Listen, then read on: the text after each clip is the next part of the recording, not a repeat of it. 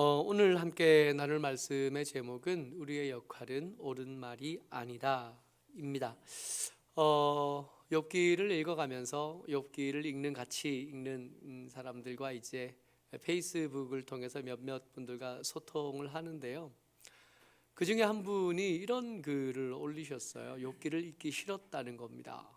욥기를 읽기 싫었는데, 그러니까 읽기는 해야 되는데 읽기가 두렵고 어려웠던 것이 고난받는 욥, 고통당하는 욥을 이렇게 보면, 그 말씀을 묵상하면 내가 당했던 고난, 내가 당하고 있는 고통들이 자꾸 이렇게 올라올 것 같아서 읽기가 두렵고 무서웠다 하는 이야기를 하는 것을 들었습니다. 욥기를 읽는 게 그렇게 쉽지는 않아요. 저도 이 때때로는 내가 소발 같지 않았나, 때때로 내가 엘리바스 같았고 빌닷 같았을 수 있겠다. 지가 하는 말이 무슨 말인지도 모르고, 지가 하는 말이 어떤 흉기가 되고 어떤 상처를 줄지도 잘 모르면서 그저 조금 아는 것들로 쏟아 놓았던 때가 틀림없이 있었을 텐데, 그런 모습들이 이렇게 자꾸 이렇게 자극이 되고 떠오르니까 이렇게 쉽게 읽어지지는 않습니다. 그런 중에 오늘 읽은 말씀을 통해서 우리가 볼 것은 욥을 힘들게 했던 것. 욥은 읽어가는 계속 욥이 당하는 고난이 이야기의 주제가 되니까 욥을 힘들게 했던 것, 욥의 고통의 원인들이 있습니다. 그걸 좀 찾아보려고 해요. 뭐니 해도 욥이 고난받는 첫 번째 이유는 하나님 때문입니다. 성경의 시선이라고 보기에는 그렇고요. 욥의 시선으로 본 자기의 고난의 이유를 이렇게 욥이 이야기합니다. 6장 4절 말씀이요. 같이 읽지요. 시작. 전능자의 화살이 내게 박힘에 나의 영이 그 독을 마셨나니 하나님의 두려움이 나를 엄습하여 치는구나. 여호와께서, 전능자 여호와시잖아요. 하나님께서 화살을 쏘셨는데 그 화살을 맞은 내가 그 상처를 들여다보니까 그 안에 독이 있어요. 독화살인 겁니다. 악한 것들, 사탄의 화전 이야기는 많이 들어서 익숙한데, 여호와께서 쏘신 화살에 독까지 발려졌다 한 이야기는 충격적이기까지 합니다. 제가 이 묵상을 쓰면서 여호와의 독화살 그러고 썼더니 전사님 한 분이 제게 카톡을 보냈어요. 독화살 말고 다른 말은 없나요? 뭐 독화살이죠. 뭐 전능자의 화살이 내게 박힘에 나의 영이 그 독을 마셨나니, 독화살이지 뭐. 아무리 순화해주고 미화한다고 해서 그 고통이 덜어지는 건 아닌 거예요. 말을 부드럽게 한다고 해서 욥의 진, 그 고통의 짐이 가벼워지는 것은 아닙니다. 욥이 어떻게 고백하냐 하면, 지금 내가 경험하는 고통이 얼마나 무거운지, 얼마나 큰지 세상에 있는 모든 바닷가에 있는 모래들을 다 어깨에 올려놓은 것 같습니다. 그렇게 고백해요. 하나님께서 바다와 육지를 구분하시기 위해서 그 해변마다 모래를 두셨잖아요. 그 모래를 어깨에 다 올린 것 같은 고통, 이 고통이 왜 찾아왔냐 하면 여호와께서 쏘신 화살 때문이고, 그 화살에 묻혀두신 독 때문입니다. 욥이 왜 힘드냐 하면 하나님 때문에 힘들어요. 하나님도 이 일에 대해서 그렇게 아니라고 말씀하지 않으십니다. 사탄에게 말씀하실 때 네가 까닭없이 나를 충동하여 나로 하여금 욥을 치게 하였어도, 이렇게 말씀하시는. 사탄에게 맡기셨지만 그 책임은 하나님께 있습니다. 하나님께서 치신 게 맞고 하나님께서 쏘신 게 맞습니다. 욥의 고난의 책임은 하나님에게 있습니다. 한 가지로 더 표현하는데요. 6장 9절 말씀입니다. 같이 읽죠. 시작. 이는 곧 나를 멸하시기를 기뻐하사 하나님이 그의 손을 들어 나를 끊어버리실 것이라. 욥의 고통의 원인은 하나님의 손 때문입니다. 출애굽기에서 이스라엘 백성들과 계획하실 때 하나님께서 어떻게 말씀하시냐 하면, 네가 한 1년 동안 애굽에서 내가 애굽에 베풀었던 그 재앙을 봤느냐? 봤습니다. 내 팔이 얼마나 강한지, 내 팔이 얼마나 능한지 너희들이 봤지. 내가 너희들을 구원하기 위해 내가 너희를 내 어깨 위에 올리고 독수리의 날개로 너희를 져서 나르는 것처럼 여기까지 데려왔다 그래요. 거기서 여호와의 팔의 역할은 뭐냐 하면 이스라엘의 대적을 치시는, 그리고 당신의 백성들을 지켜서 하나님과 계약하는 자리까지 옮겨 놓으시는, 우리가 익숙한 건 이런 팔이신 거예요. 나를 도우시고 나를 지키시고 나를 대신해서 싸우시는 여호와의 강력한 팔, 이런 팔에 익숙한데 욥이 지금 경험하는 여호와의 팔은 어떤 팔이냐 하면 나를 찢으시는 팔이다. 나를 멸하시기를 기뻐하시는 여호와의 팔을 욥이 만난 겁니다.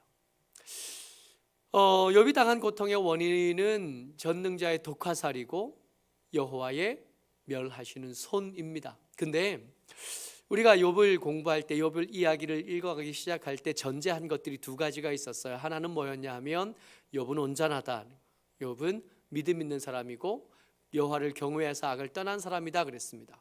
이렇게 말할 수 있는 근거가 뭐냐 하면 그가 잘 나갈 때, 그가 부자였을 때, 아들과 딸들과 함께 삶을 살았을 때 그가 얼마나 경건했는지 성결했는지도 중요하지만, 그가 어느 날 갑자기 한날 하루에 그 재산들과 자녀들을 몽땅 잃어버리고 난 뒤에 고백했던 말 때문이에요. 1장 21절 욥기를 읽으면서 계속 반복해서 읽을 말씀입니다. 같이요, 시작. 이르되 내가 모태에서 알몸으로 나와 싸운즉 또한 알몸이 그리로 돌아가올지라. 주신 이도 여호와시요 거두신 이도 여호와시오니 여호와의 이름이 찬송을 받으실지니이다. 하나님께서 내게 화살을 쏘셔도, 하나님께서 나를 찢으시고 나를 멸하시려고 해도 욥이 생각하는 하나님은 그럴 권리도 있고 그럴 자격도 있는 분이십니다. 하나님께서 주신 거예요. 그 재산 전부 다 하나님께서 주신 겁니다. 그 자녀들 전부 다. 그래서 그것을 가져갔다고 해서, 그것을 뺏겼다고 해서 내가 감히 하나님을 욕하거나 하나님을 망령되이 일컫는 일 따위는 욥에게는 있을 수 없습니다. 왜냐하면 하나님께서 욥에게 이 모든 것을 주셨다는 것을 욥이 알아요. 하나님께서 주셨던 것을 하나님께서 다시 가져갔다 그래서 하나님께서 당신의 권리를 행사했다고 해도 욥은 그것을 가지고 원망한다고는 생각도 못하는 거예요. 하나님은 그럴 권리가 있으십니다.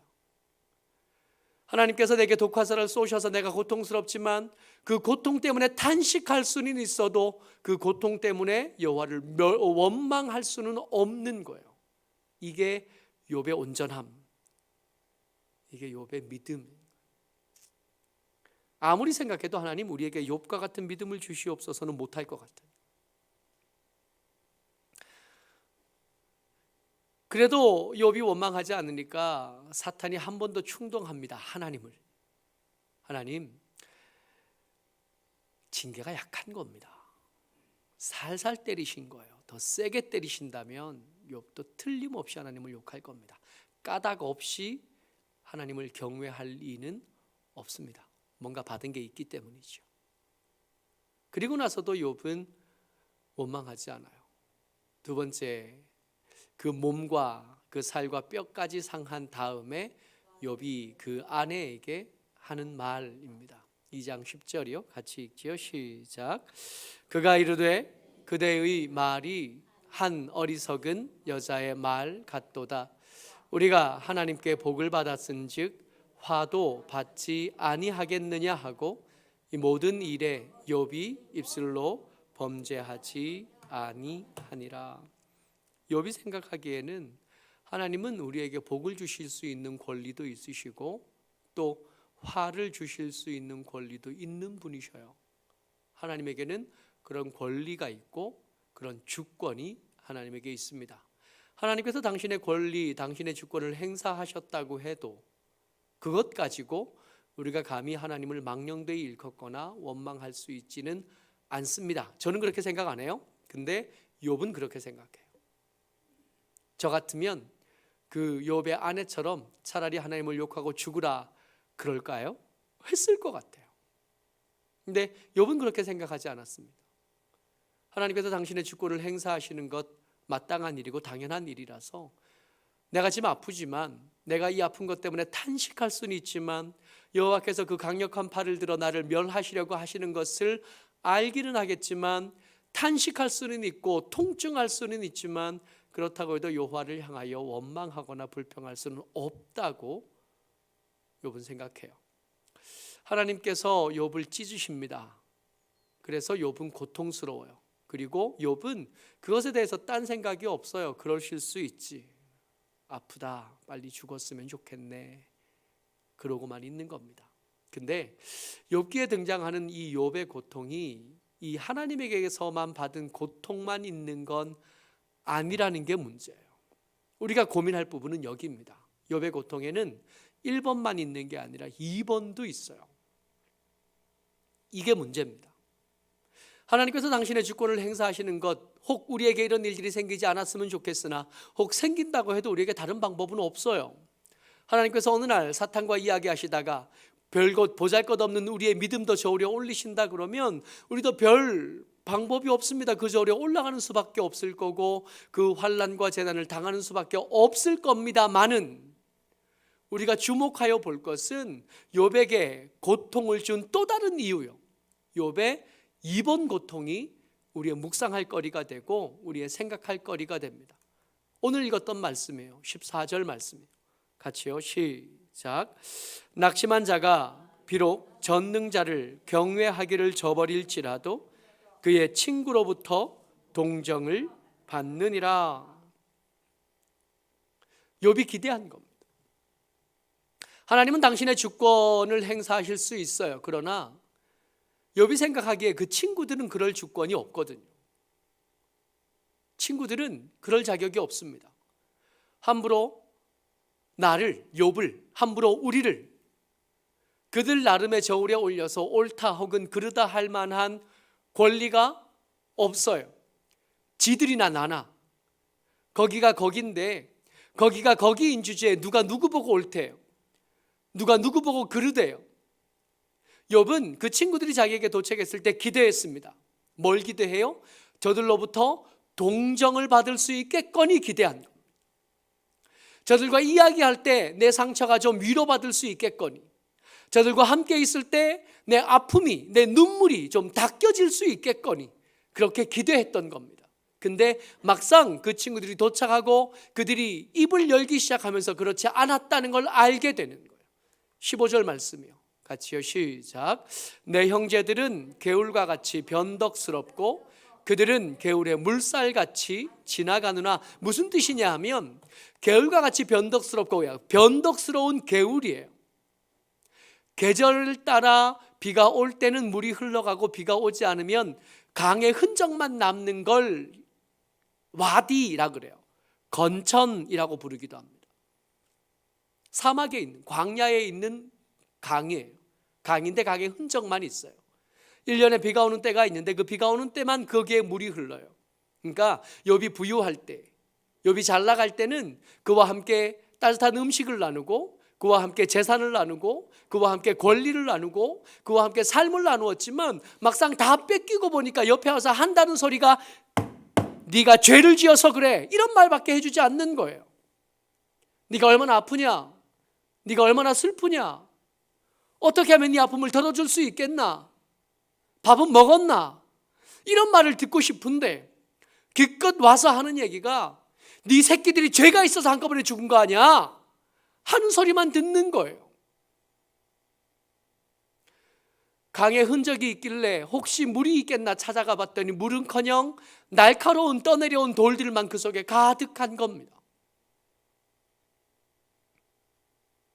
하나님께서 우리를 교회로 묶으셨습니다. 이유는 서로 옳고 그름을 저울에 올려가면서 재보라고 한 게 아니라 서로 좀 동정해 주라고,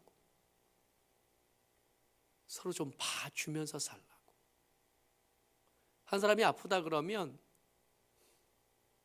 괜찮으냐고 물어봐 주고, 배고프다 그러면 밥 한 끼라도 같이 좀 먹으라고, 같이 나누라고. 근데 기껏 친구들이 와서 한다는 일이 이거였던 거예요. 2장 25절입니다.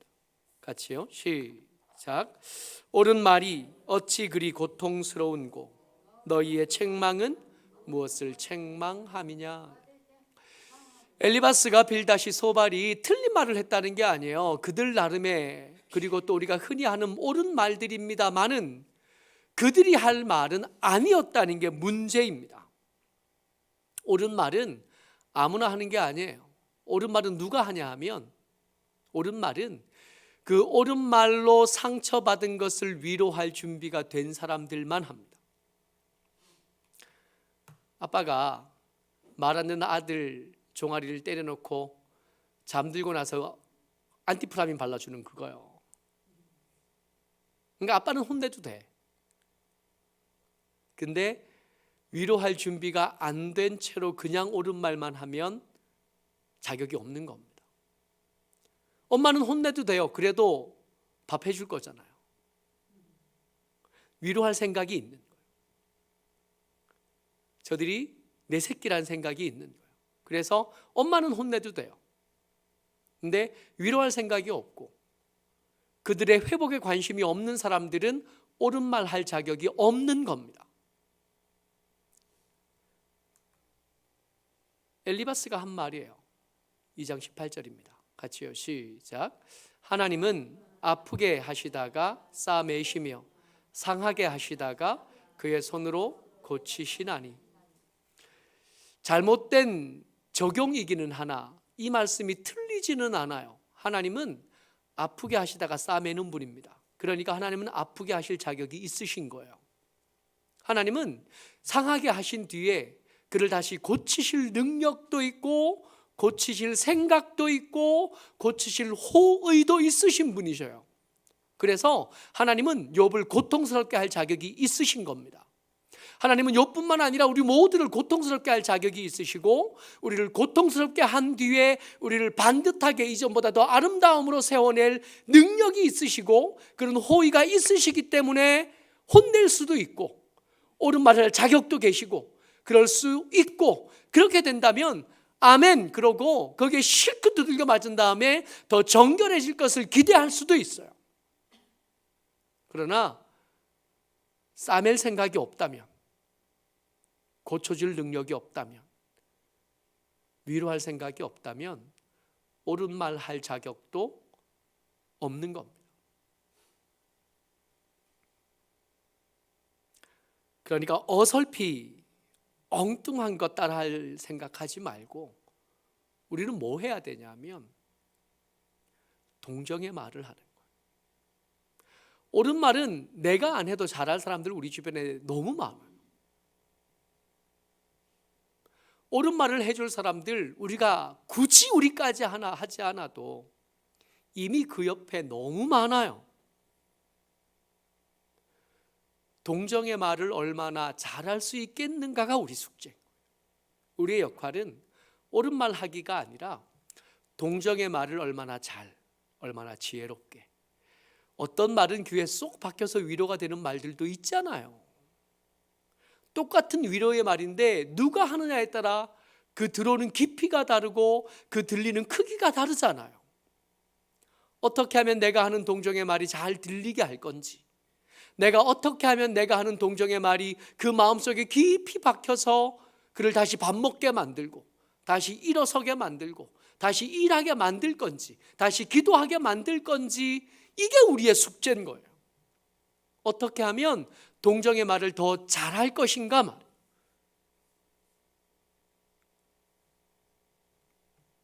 그래서 우리가 품어야 될 말씀은 여기 있습니다. 로마서 12장 15절 말씀 같이 읽어요. 시작. 즐거워하는 자들과 함께 즐거워하고 우는 자들과 함께 울라. 우리 이거 해야 돼. 기쁜 일이 있으면 같이 기뻐해 주는. 슬픈 일이 있는 사람들에게 가면 동정의 말을 잘 못하겠거든. 같이 울어줄 수는 있잖아요. 말없이 그 옆에 그냥 앉아 있어 줄 수는 있지 않을까요? 하고 싶은 말이 막 치밀어 오를 텐데 옳은 말들이 생각나고 입속에서 막 맴돌고 마음속에서 치밀어 오를 텐데 그때 옳은 말 쏟아놓지 말고 동정의 말이 생각이 안 나거든 차라리 그냥 가만히라도 옆자리에 그냥 앉아 있어주는, 차라리 그게 우리 역할에 맞고 우리의 주제에 맞고 우리의 본분에 더 걸맞습니다. 모쪼록 저와 여러분들이 주의 은혜 가운데 동정의 말을 잘하는, 옳은 말은 할 수만 있으면 집에 가서 혼자 하는, 기도할 때 하나님하고만 하는 그런 저와 여러분들 되시기를 주의 이름으로 축복합니다. 아멘.